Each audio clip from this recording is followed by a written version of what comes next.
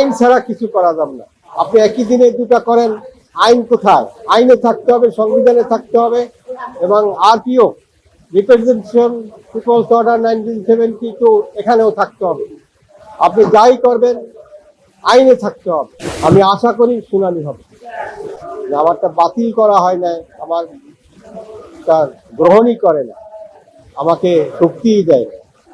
3 মাস সময় আছে, জানুয়ারি, প্রায় 1 মাসের বেশি সময় আছে। সুতরাং এই পর্যায়ে যে কোনো সময় রিট করার এটা করতে পারে। আমি একজন প্রার্থী ছিলাম, আমি নির্বাচন কমিশনে গিয়েছিলাম স্বতন্ত্র প্রার্থী হিসাবে নমিনেশন ফর্ম জমা দেওয়ার জন্য। আমি সিডি এনেছি, 8,000 টাকা জমা দিয়ে, চালান দিয়ে, এবং 50,000 টাকা ব্যাংক ড্রাফট করে নির্বাচন কমিশনে গিয়েছি, কিন্তু আমার নমিনেশন ফর্ম জমা নেয়নি, আমাকে গেটের ভিতরে ঢুকতে দেয়নি।